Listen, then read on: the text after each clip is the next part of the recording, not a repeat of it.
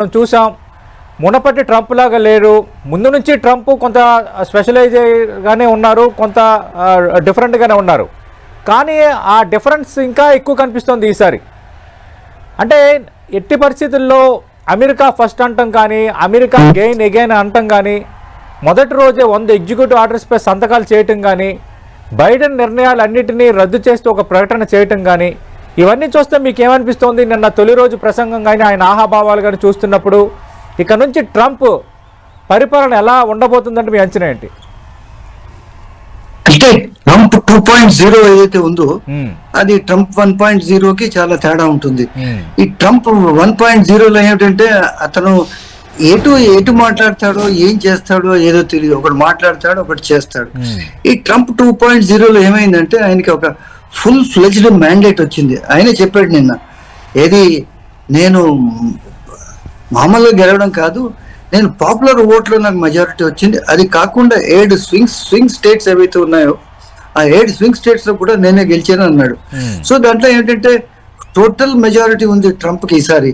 So ఏం చేస్తాడనేది ఈసారి ఏమిటంటే తను ఏది ఒక గోల్డెన్ చాప్టర్, స్వర్ణ యుగం తీసుకొస్తాననేది ఆయన అంటున్నాడు. ఇది ఎంత మటుకు సాధ్యం అనేది అది పక్కన పెడితే, బట్ ఏమిటంటే ఇప్పుడు సెనెట్ లో మెజారిటీ ఉంది, ప్లస్ ఏమిటంటే స్టేట్స్ లో అన్నిట్లో మంచి ఇది ప్రజల్లో మంచి ఒక సపోర్ట్ ఉంది. అయితే ఏమిటంటే ఇప్పుడు ఇది అవకాశాన్ని సద్వినియోగం చేసుకుంటాడా, సద్వినియోగం చేసుకోడా? అయితే బిగినింగ్ ఏమిటంటే నిన్న ఏం చేశాడు, 100 ఎగ్జిక్యూటివ్ ఆర్డర్స్ ని దాంట్లో 80 ఎగ్జిక్యూటివ్ ఆర్డర్స్ బైడెన్ ఆర్డర్స్ ని రివర్స్ చేశాడు. సో దాంతో ఏం తెలుస్తుందంటే ట్రంప్ ఈ అడ్మినిస్ట్రేషన్ మీద మొదటి రోజు నుంచి తన స్టాంపు వేసే ఉద్దేశంతో ఉన్నాడు. నిన్న ఇంకోటి ఏం జరిగిందంటే, అది మరి ఇంతకు ముందు ఎప్పుడు నేను ప్రతి ఇనాగరేషన్ ఏదో టీవీలో ఫాలో అవుతూనే ఉంటాను. ఇంతలాగా ఒక ప్రెసిడెంట్, పాత ప్రెసిడెంట్ ని ఏది నాశనం చేశాడు, దేశం వెనక్కిపోయింది అనేది ఇంతలాగా అనడం అనేది ఎక్కడ చూడలేదు. నిన్న చాలా స్ట్రాంగ్ గా మాట్లాడాడు. అయితే ఇప్పుడు ఏంటంటే ప్రయారిటీస్ ట్రంప్వి 3-4 ప్రయారిటీస్ ఉన్నాయి తను ఫిక్స్ చేసినవి. ఫస్ట్ ఏమిటంటే ఇది ట్రేడ్ బ్యారియర్స్. దానికి ఏం చెప్పాడంటే, నేను ఎక్స్టర్నల్ రెవెన్యూ సర్వీస్ ఒకటి స్టార్ట్ చేస్తాను. రెండోది ఏమన్నాడంటే ఇమిగ్రేషన్లో ఏమిటంటే ఎవరైతే ఇల్లీగల్ ఇమిగ్రెంట్స్ ఉన్నారో వాళ్ళందరినీ బయటకు పంపిస్తానన్నాడు. మూడోది ఏమన్నాడంటే ఆయన ఇది అమెరికాలో ఉన్న ఏది డిపార్ట్మెంట్ ఆఫ్ ఎడ్యుకేషన్ ఏదైతే ఉన్నదో దాన్ని తీసేస్తానంటున్నాడు. ఇలాంటి కొన్ని రాడికల్ మెజర్స్ తీసుకొస్తా ఉంటున్నాడు. ఇండియాకి ఎంత మటుకు దీనివల్ల లాభం నష్టం అనేది దీన్ని చూస్తే ట్రంప్కిను మోదీకి చాలా పోలికలు ఉన్నాయి. ఎందుకైతే both are far right. So ఇద్దరు ఏంటంటే ఒక నేషనలిస్ట్ ఎజెండా పర్సూ చేస్తారు. నేషనలిస్ట్ ఎజెండా ఏంటంటే ఈయన నిన్న చెప్పాడు ఏంటంటే మై ఫస్ట్ ప్రయారిటీస్ అమెరికా అనేది.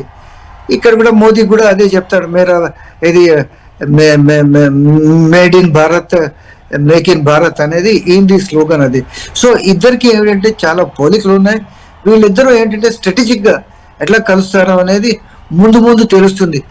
వీళ్ళది ఏంటంటే పాలసీ, ట్రంప్ పాలసీ ఇండియాకి ఎంత మటుకు దేనివల్ల డిసైడ్ అవుతుందంటే, ట్రంప్ పాలసీ చైనా పక్క ఎట్లా ఉంటుందో దాన్ని బట్టి ఇండియా పక్క పాలసీ ఉంటుంది.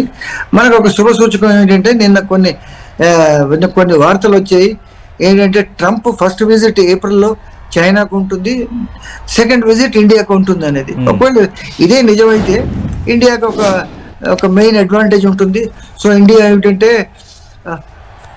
ట్రంప్ టాప్ ప్రయారిటీలో ఉన్నట్టుగా మనం భావించవలసి వస్తుంది. ఓకే, సురేష్ గారు, వాణిజ్యం సంబంధించి ఆల్రెడీ ఇందాక శ్రీనివాస్ గారు మాట్లాడారు.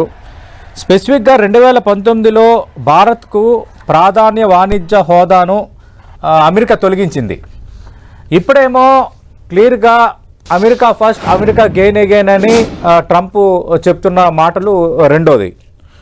మూడోది స్పెసిఫిక్గా అంటే గతంలో మన ఎగుమతుల పైన టారిఫ్ సంబంధించి కొంత ఎక్కువగా ట్రంప్ టైంలోనే పెరిగిందన్నది పాత గణాంకాలు చూస్తే అర్థమవుతుంది. ఈ ట్రేడ్ పరంగా ఎలా ఉండొచ్చు ఇంపాక్ట్? ఫస్ట్ ఒక ఇమిగ్రేషన్ మీద ఒక చిన్న మాట చెప్పేసి ట్రేడ్ మీద వస్తాను. ఇమిగ్రేషన్ ఏమిటంటే ఇండియాకి ఇది పెద్ద సమస్య. ఇది ఇది ట్రంప్ తీసుకున్న డెసిషన్ ఏమంటున్నారంటే ఇల్లీగల్ ఇమిగ్రెంట్స్ అందరినీ డిపోర్ట్ చేస్తాను అనేది. సో ఇల్లీగల్ ఇమిగ్రెంట్స్ ఏంటంటే ఇండియా నుంచి వెళ్ళిన వాళ్ళు థర్డ్ హైయెస్ట్ ఉన్నారు. ఫస్ట్ ఏమో మెక్సికో, రెండోదేమో ఎల్ సాల్వడార్, మూడోదేమో ఇండియా. ఇండియా నుంచి ఎంతమంది ఇల్లీగల్ ఇమిగ్రెంట్స్ ఎస్టిమేట్ ఎంత అంటే 7.25 lakhs. వీళ్ళందరినీ ఏంటంటే ప్లేన్ లో ఎక్కించి పంపించాలి. అలాగే మెక్సికోది ఏంటంటే 4.25 million, దాని తర్వాత ఎల్ సాల్వడార్ ఏమో 7.75 million ఎంతో ఉంది. వీళ్ళందరినీ ఎన్ని ప్లేన్స్ లో పంపిస్తాడు. దాని తర్వాత ఇది మీరు వాణిజ్య ఒప్పందాలు ఉన్నారే, ఇండియాకి ఏమిటంటే మోస్ట్ ప్రిఫర్డ్ నేషన్ ఇది ఎత్తిసారు. అయితే ఏంటంటే ట్రంప్ కి ఇండియా మీద కొంచెమైనా సింపతి లేదు. ఎందుకైతే ఆయన మైండ్ లో ఏదో కూర్చుంది. ఇంతకు ముందు ఏమిటంటే హార్లే డేవిడ్సన్ మోటార్ సైకిల్స్ ఏవైతే ఉన్నాయో ఇండియా వాటి మీద ఏంటంటే 100% ట్యాక్స్ వేస్తుంది.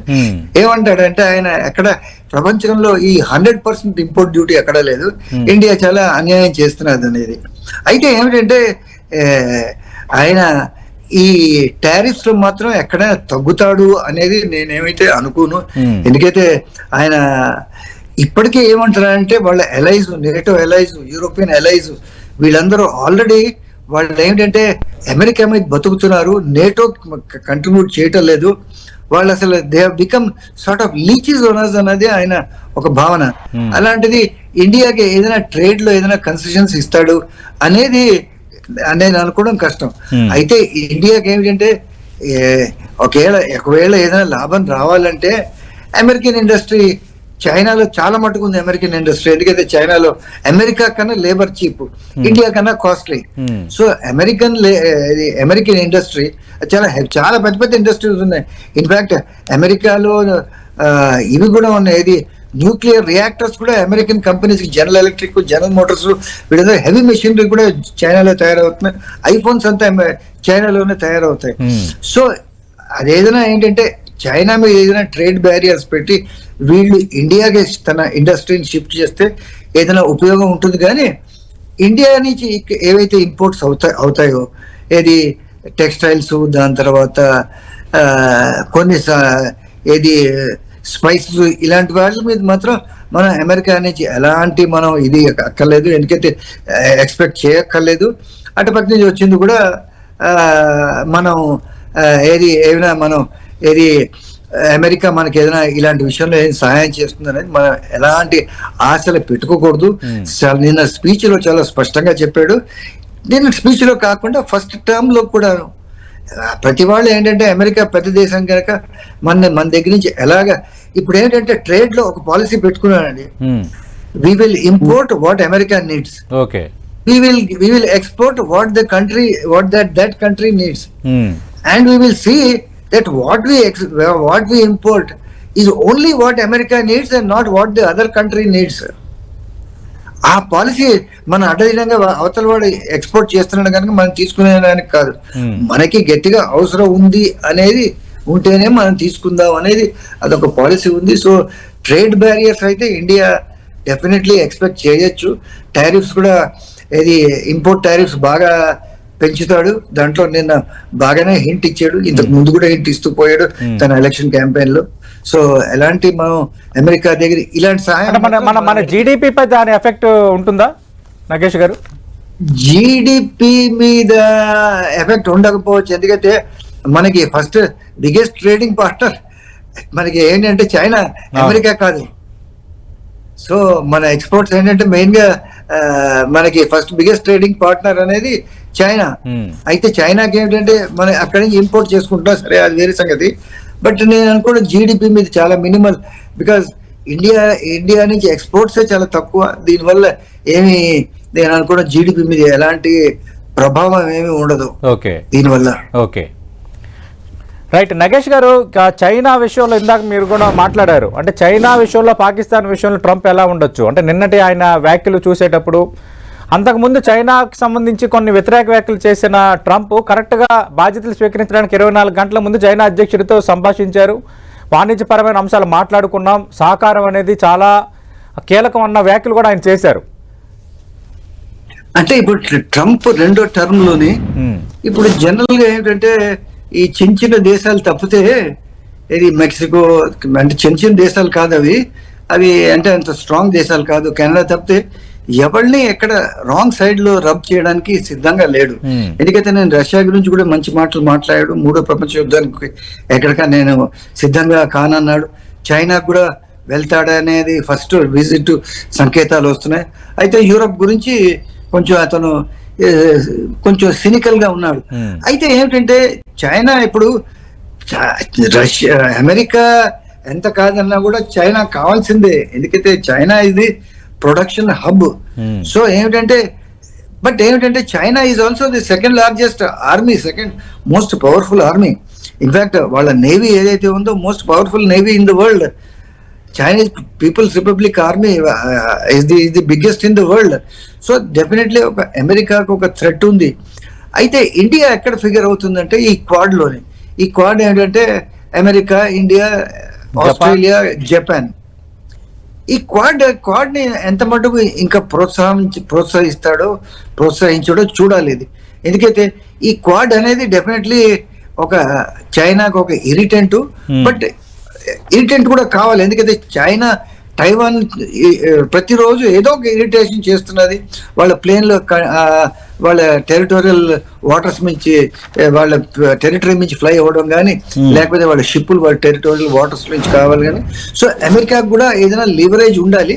బట్ నేను అనుకోను ట్రంప్ ఇంత మాట్లాడిన తర్వాత ఒక యుద్ధాన్ని క్రియేట్ చేస్తాడనేది అనుకోను. ఎందుకైతే నిన్న చెప్పిన దాంట్లోనే he is taking the credit for the end of the Israel Gaza war. ఏమంటున్నాడంటే